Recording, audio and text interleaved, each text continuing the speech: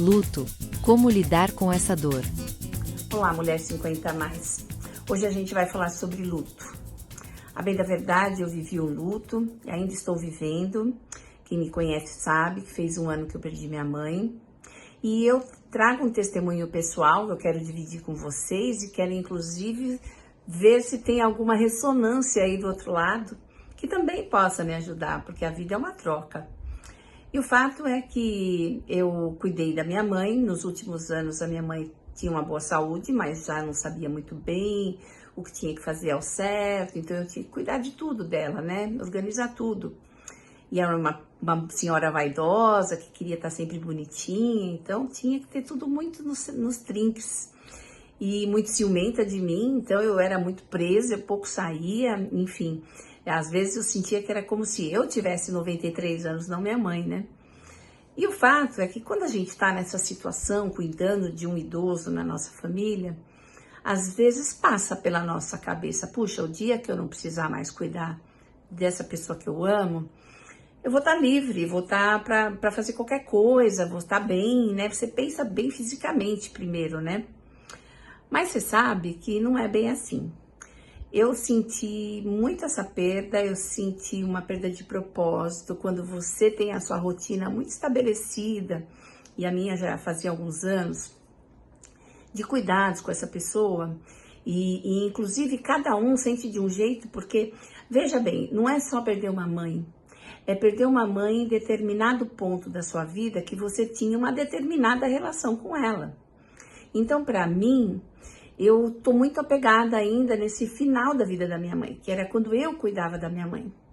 Isso para mim foi a parte mais importante da nossa relação toda, foi eu cuidando da minha mãe. Não teve nenhuma outra parte que foi mais importante do que essa para mim. Então é isso que tá me fazendo muita falta ainda. Mas, curiosamente, eu descobri que no meu próprio livro eu escrevi um capítulo, o capítulo 8, sobre luto. E eu tenho me beneficiado do que eu escrevi. E eu posso indicar até para vocês os 50 a mais, desperte para a vida e pare de sofrer. Mas o fato é que assim como eu ainda tenho sofrido, porque a gente fica meio que com uma perda de propósito, uma perda de sentido, tendo que reorganizar a nossa rotina, enfim, dá um vazio. Eu comecei a perceber que eu estava cercada de conhecidas e amigas que também estavam passando por problemas de luto. Então, uma amiga muito querida que perdeu o marido, super parceiro, e agora ela fica se sentindo deslocada na própria família, tendo filhos casados, netos, mas ela se sente ainda deslocada porque o parceiro de vida dela não está mais presente. Eu tenho uma amiga que já perdeu filho em tragédia. Eu tenho uma amiga que já perdeu relacionamento de longa data. E isso sim pode ser sentido como um luto, porque é como se você tivesse perdido aquela vida ao seu lado, a vida que você tinha e a previsibilidade do que ia acontecer. Porque quando você está num relacionamento de muitos anos, as coisas são meio previsíveis. Então você tem aquilo estabelecido e de repente chacoalha a tua rotina. Eu imagino que seja como eu estou me sentindo agora, já há um ano, em que eu tive que começar a mudar a minha rotina, porque ela simplesmente não fazia mais sentido. Bem como eu também tenho amigas que sentiram a menopausa, o processo de menopausa de um jeito que o fato de não poderem mais procriar, porque eu tenho amigas que além de entrarem na menopausa também fizeram uma esterectomia total, eu também já fiz, mas para elas bateu assim, como se, olha, se eu não posso procriar, qual é a minha função? E isso é muito comum, é mais comum do que a gente pensa quando a gente começa a escrever sobre isso, falar sobre isso. É incrível como as coisas vão chegando e a gente vai entendendo que muita gente passa pelo mesmo problema. Outra coisa comum que aconteceu e que até essa semana falei com uma outra amiga minha, que ela falou assim, hoje é meu último dia de professora, a partir de amanhã estou aposentada. E ela estava muito contente, porque missão cumprida, enfim, né? E agora ela vai poder curtir o novo marido e a vida, a chácara, os cachorros e tal. Mas eu falei para ela, fique preparada, porque a gente sente falta depois da rotina. É como quando a gente entra em férias, eu não sei se vocês já passaram por isso, mas eu passo, vira e mexe. Quando você entra em férias, chega um momento e fala, ai, não aguento mais, eu tenho vontade de voltar para o meu trabalho. Porque são muitos dias, parece um exagero, né? Porque no começo você precisa muito descansar e depois você fala, eu não aguento mais descansar, eu quero propósito, eu quero coisas. Enfim, então é isso, eu tenho vivido esse luto e talvez vocês estejam aí vivendo algum tipo de luto. Outra coisa também importante, que eu tenho algumas amigas que estão passando por isso agora, nesse momento, é a síndrome do ninho vazio. Ou seja, a gente até já tocou nesse assunto em algumas colunas atrás, quando você tem uma casa, uma família e os seus filhos estão lá e eles crescem, mas de repente vão morar fora, vão ter sua independência, morar sozinhos, ou se casam, vão morar com a namorada ou com o namorado, seja lá quem for. Você se vê sozinha na casa, às vezes com um cachorro, com um gato, às vezes com dois, às vezes sem nada. Mas o fato é que faz falta aquela rotina mesma que fazia você esbravejar. Eu não aguento mais, tanta roupa para lavar, tem que pensar no jantar de todos, nem que seja para chamar ali no aplicativo. Mas enfim, são tantas preocupações que fazem parte da nossa rotina e de repente, e que nos enchem, né, muitas vezes. Você está exausto às vezes, mas no fundo, quando você se livra delas, pode dar uma sensação de vazio muito, muito grande. E a gente tem que tomar muito cuidado, não só uma autorresponsabilidade, um autocuidado, como a gente também tem que prestar atenção nas amigas que estão passando por isso, para ver se elas não estão entrando em depressão, se elas não estão nesse processo melancólico que depois leva você para uma depressão e pode se agravar de uma forma bem complicada mesmo, bem ruim.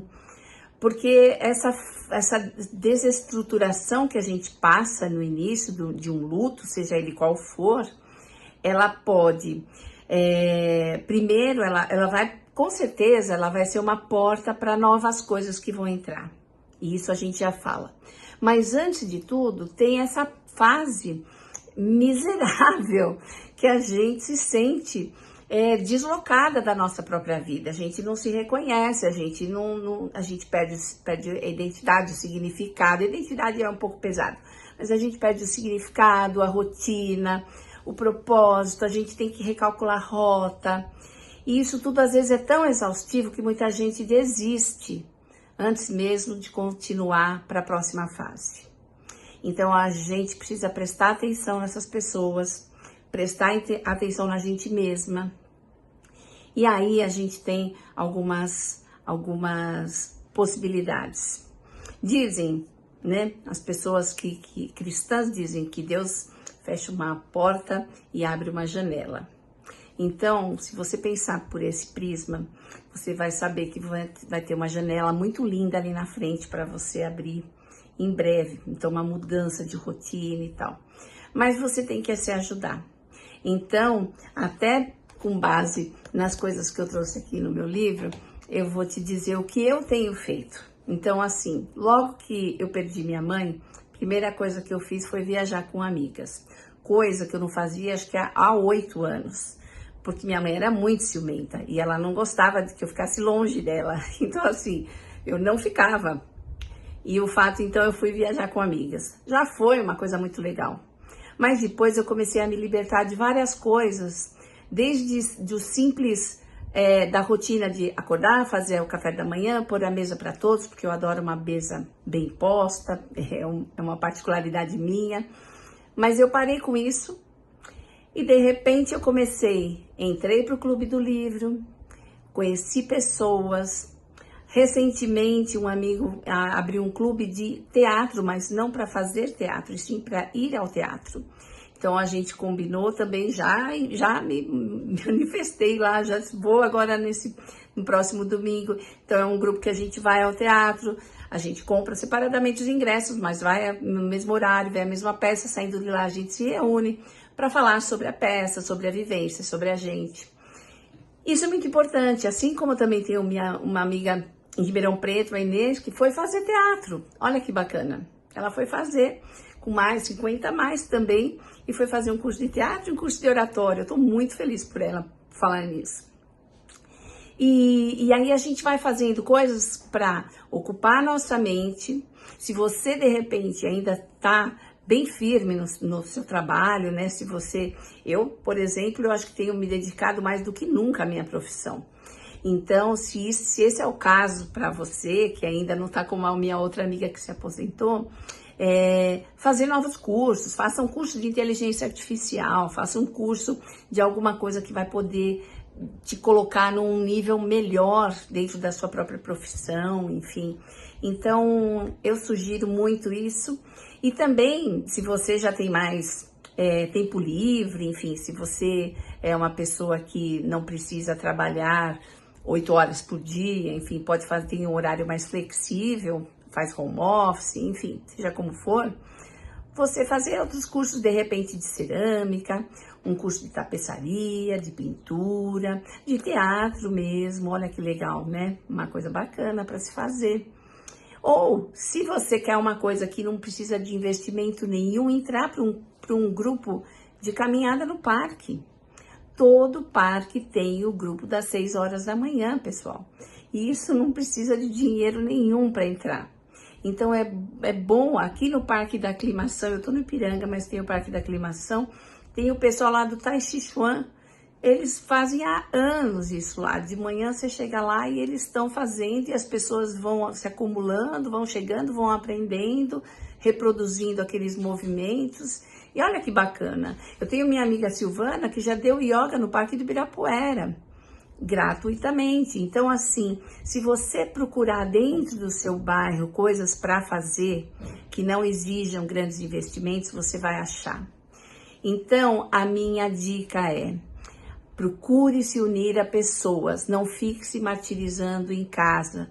Tente fazer essa passagem da melhor forma possível dentro de você. Tente se perdoar, se houver algo a perdoar em você, que você se perdoe logo. Se você tiver uma religião, use sua religião para se curar, para avançar para o próximo nível. Ou simplesmente só para agradecer as coisas que você tem, a vida daquela pessoa que você teve durante tanto tempo ao seu lado. Então, e comece a se mexer nesse sentido de criar coisas novas para a sua vida. Isso é muito importante.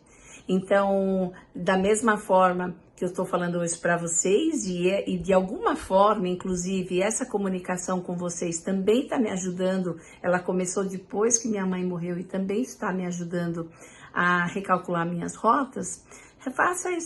Recalcule as suas, né?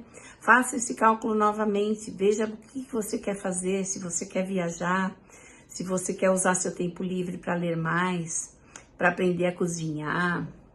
Enfim, tem tanta coisa que a gente pode fazer e encontrar pessoas que a gente tem afinidade, porque muita gente, assim, acontece... eu perdi minha mãe e a minha família é problemática, então eu continuo nessa tristeza, porque eu vou do trabalho para casa, da casa para o trabalho e minha família não é legal.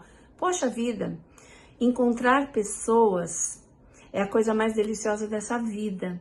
Então procure a sua turma, procure se integrar e entregar também, né? Entregar o seu melhor naquele grupo, bote suas qualidades para fora, seja uma pessoa generosa, altruísta, que eleva o moral dos outros. Então, é isso que eu tenho a convocar vocês. Então, primeiro, não achar que isso dura para sempre, embora dure muito. Eu tô aqui para dar esse testemunho, eu reconheço e te abraço, inclusive se você estiver passando por algo parecido.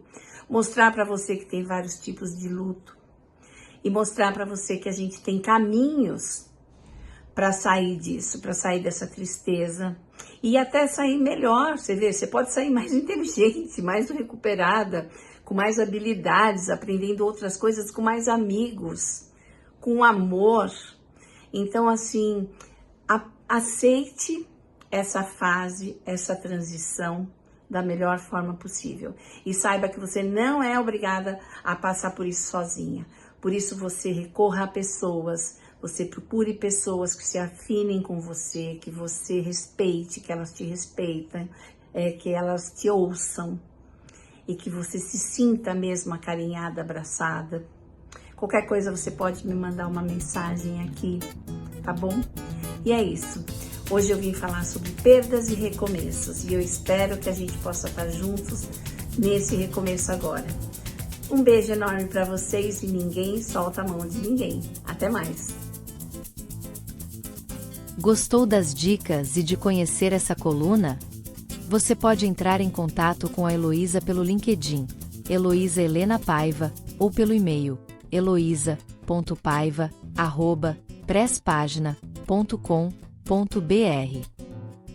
E acompanhe diariamente as indicações de profissionais de saúde e bem-estar, comprometidos em compartilhar conhecimento de qualidade, aqui, no Saúde em 3 Atos.